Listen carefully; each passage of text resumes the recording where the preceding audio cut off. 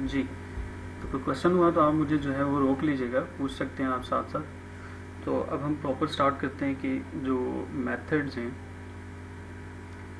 जो एक मेथड है उसके यहाँ पे कुछ सिंटैक्स गिवन है।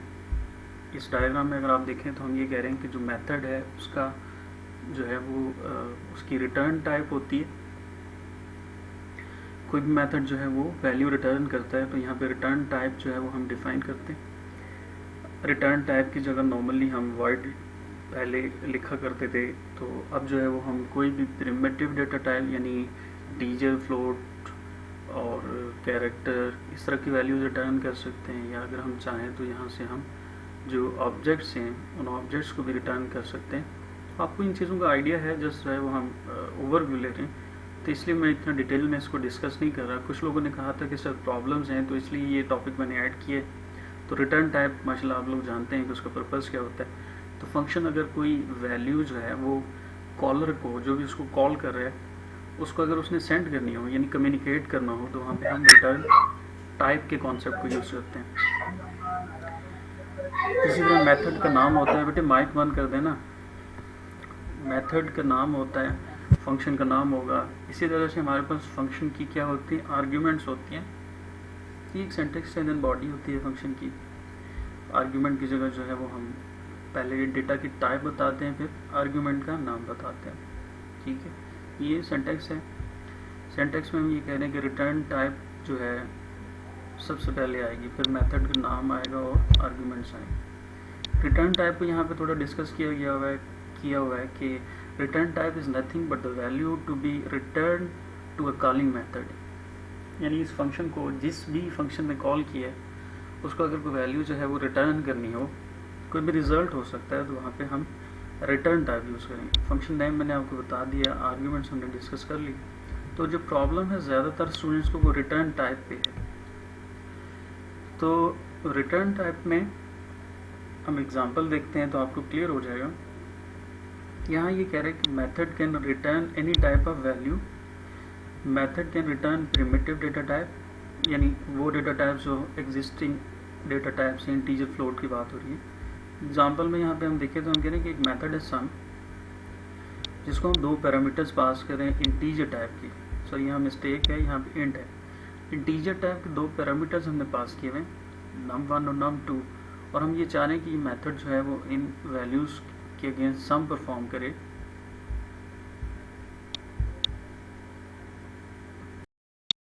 बात ये हो रही थी कि जो मेथड है, ये एक मेथड है सम के नाम से, तो हम ये चाह रहे हैं कि ये जो मेथड है इसको दो नंबर्स हम पास करें और वो उन नंबर्स को जो है वो ऐड करे।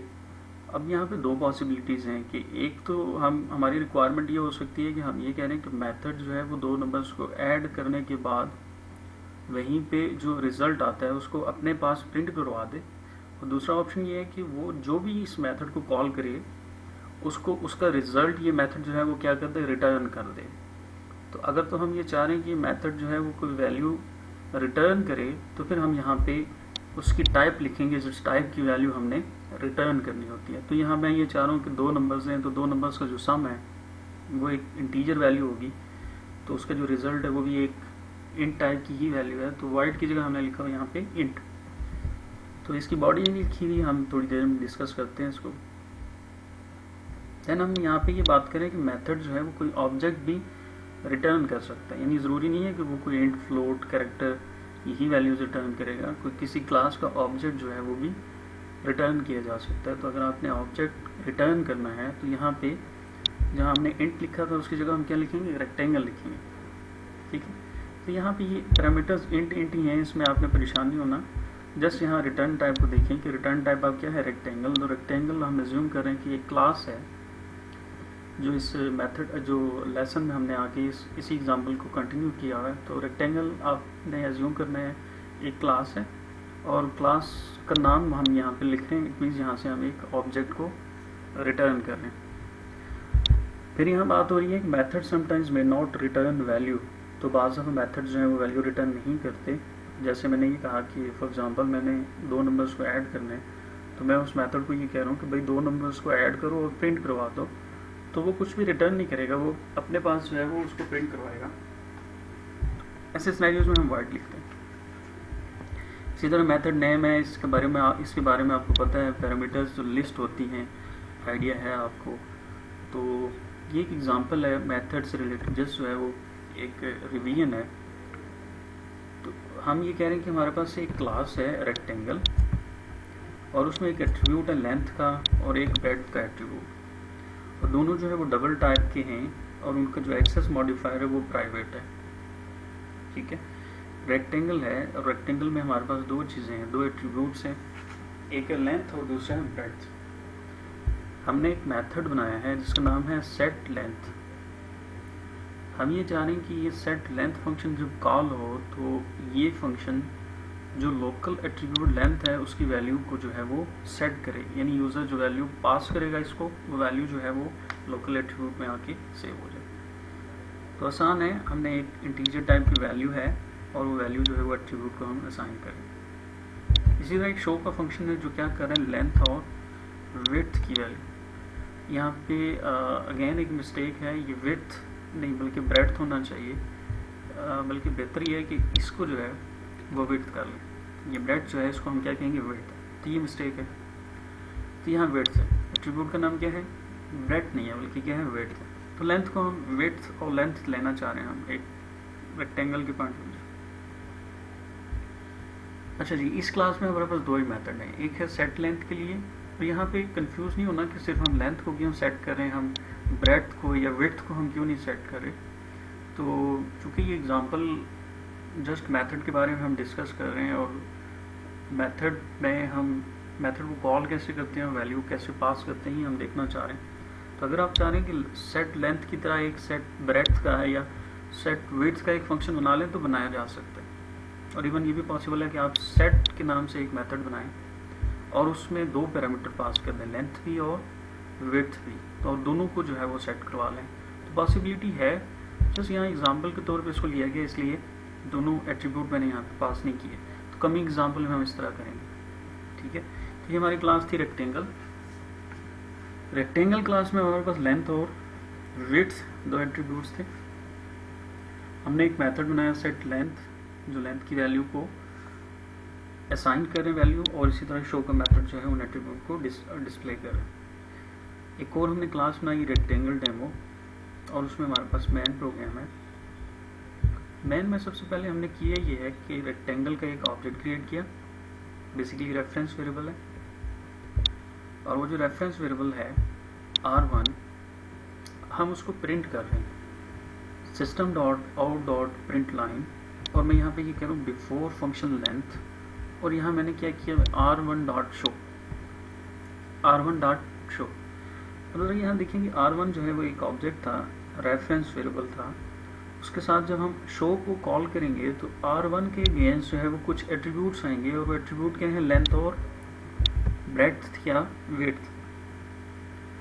अभी तक हमने यहाँ पे किया ये है कि सिर्फ ऑब्जेक्ट क्रिएट किया और उसकी वैल्यूज़ को देखने के लिए हमने शो मेथड को कॉल कर लिया। जब ये शो का मेथड कॉल होगा तो ये क्या करेगा, लेंथ की वैल्यू और विड्थ की वैल्यू जो है वो प्रिंट करने की कोशिश करेगा। और C++ में होता ही है कि अगर आपने लेंथ और विड्थ की वैल्यू को सेट नहीं किया हुआ तो एरर आता है, लेकिन यहाँ जावा में ऐसा प्रॉब्लम नहीं है। उसकी रीज़न ये है कि लेंथ और विड्थ की वैल्यूज जो हैं वो सेट हो जाएंगी। कंस्ट्रक्टर कॉल होते हैं, तो हमारा कमिंग टॉपिक के कंस्ट्रक्टर्स क्या होते हैं हम उसको डिस्कस करेंगे।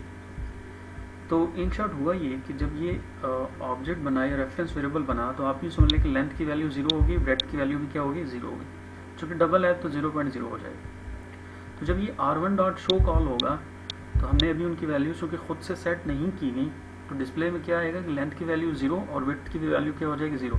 तो आउटपुट में अगर आप देखें तो बिफोर फंक्शन लेंथ दोनों वैल्यूज क्या हैं, 0 0। ठीक है, अब यहाँ हमने किया ये कि R1 के साथ लेंथ फंक्शन को कॉल कर लिया। जब मैंने R1 के साथ लेंथ फंक्शन कॉल किया और उसको पैरामीटर में सेट लेंथ फंक्शन कॉल किया, पैरामीटर में वैल्यू पास की 20, सेट लेंथ फंक्शन कॉल होगा, और यहाँ पे लेंथ की वैल्यू क्या आ रही है, 20, जो कि लेंथ वेरिएबल को असाइन हो जाएगी। तो इट मीन्स कि जो R1 ऑब्जेक्ट था उसकी लेंथ की वैल्यू क्या हो जाएगी, 20, लेकिन ब्रेड्थ अभी भी क्या है, 0 है, क्योंकि हमने लेंथ में सिर्फ लेंथ को सेट किया। तो जब ये फंक्शन कॉल होगा और हम ये कह रहे हैं कि print line after function length और r1 डॉट शो करेंगे, तो अब जो शो फंक्शन कॉल होगा तो वो क्या करेगा, लेंथ की जगह 0 नहीं आएगा बल्कि क्या आएगा 20 और विड्थ की जगह क्या आएगा 0। तो यहाँ देखिए 20 और 0, ठीक हो गया। जैसे एग्जाम्पल कॉल है, इसमें कोई इतनी फैंसी चीज़ नहीं है जो हमने पहले शायद ना की हो, ये सारी चीज़ें हम कर चुके हैं। यहाँ पे कुछ लोगों के क्वेश्चंस होते हैं कि सर ये हमने system dot out dot print line के अंदर फंक्शन को कैसे कॉल किया। तो वो फंक्शंस, ऐसे फंक्शंस जो कि वैल्यू रिटर्न करते हैं इंट, फ्लोट, डबल या फॉर एग्जांपल कैरेक्टर, ऐसी वैल्यूज जिनको हम डायरेक्टली जो है वो system dot out dot print line के अंदर जो है वो हम क्या कर सकते हैं, डिस्प्ले करवा सकते हैं। यानी एस आउट के अंदर मैं क्या कर सकता हूँ, मैं एक इंटीजर को प्रिंट कर सकता हूँ, मैं एक फ्लोट वैल्यू डिस्प्ले कर सकता हूँ, लेकिन मैं एक ऑब्जेक्ट को डिस्प्ले नहीं कर सकता। तो r1 डॉट शो जो फंक्शन है, आप अगर देखें तो ये कोई भी वैल्यू रिटर्न नहीं कर रहा। यहाँ देखिए आप r1 डॉट शो जो है वो कुछ भी रिटर्न नहीं कर रहा, लेकिन उसकी बॉडी के अंदर हमने एक और सिस्टम डॉट आउट लिखा हुआ है। तो ये ऐसे फंक्शंस जिनकी रिटर्न टाइप वॉइड हो या फिर इंटीजर, फ्लोट, डबल इस तरह की वैल्यूज हों, तो हम उनको जो है वो यहाँ पे डायरेक्टली कॉल कर सकते हैं। तो अगर आप इसमें कंफ्यूज हैं कि ये सिस्टम आउट के अंदर क्यों कॉल है, तो उसका आसान तरीका ये है कि आप जो है उसको बाहर निकाल दें, r1 डॉट शो को system dot out dot print line के बाहर निकाल दें, ठीक है। तो पॉसिबल है, किया जा सकता है। तो अगर ये फंक्शन कोई इंटीजर वैल्यू रिटर्न कर रहा होता तो मैं डायरेक्टली जो है वो एस आउट को यहाँ पे वो फंक्शन कॉल करके लिख सकता था, और वही वैल्यू जो रिटर्न होती वो इसको रिसीव कर लेता सिस्टम आउट और उसको वो साथ में प्रिंट कर लेता, ठीक है। तो ये एक बड़ी सिंपल सी एग्जांपल थी। इसी को एक्सप्लेन किया हुआ है कि जो r1 है वो एक ऑब्जेक्ट है टाइप रेक्टेंगल का, सेट लेंथ जो है वो उसको अगर हमने कॉल करना है तो हम ऑब्जेक्ट का नाम यानी r1 डॉट मेथड नेम यानी सेट लेंथ और उसके जो भी पैरामीटर लिस्ट है वो हम पास करते हैं। Function call is always followed by a semi colon. तो जब भी फंक्शन को आप कॉल करते हैं तो उसके एंड पे क्या आता है, सेमी कॉलन आता है। तो मेथड की डेफिनेशन है उसको यहाँ पे डिस्कस किया गया है। यहाँ पे अगर आप देखें तो सेट लेंथ इंट लेंथ, तो length is equal to len, ये क्या है, ये मेथड की डेफिनेशन है। तो ये माशाल्लाह आपको चीज़ें क्लियर है, नहीं कोई इसमें साइंस नहीं है। अच्छा, तो रिटर्निंग वैल्यू का जो कॉन्सेप्ट है ना उसको मज़ीद यहाँ डिस्कस किया गया है। यहाँ हम ये कह रहे हैं कि we can specify return type of a method as primitive data type or class name. यानी आप जो वैल्यू को रिटर्न करते हैं तो प्रिमिटिव मीन के int, float, double for example character, और क्लास नेम यानी क्लास के नेम से मुराद ये है कि तो क्लास जो भी आप जिस क्लास का ऑब्जेक्ट रिटर्न करना चाह रहे होते हैं वो भी आप यहाँ पर स्पेसिफाई कर सकते हैं। Return type can be void means it doesn't return any value, यानी आप वाइड लिखेंगे तो उसका मतलब होगा कि वो कोई वैल्यू रिटर्न नहीं कर रहा।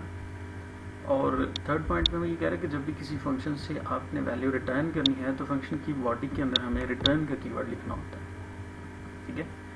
यानी अगर आपने किसी फंक्शन के थ्रू कोई वैल्यू रिटर्न करनी है तो उसकी बॉडी में आप क्या लिखेंगे, रिटर्न कीवर्ड लिखेंगे। अच्छा जी, तो रिटर्न से रिलेटेड एक एग्जाम्पल है, इसको देख लेते हैं।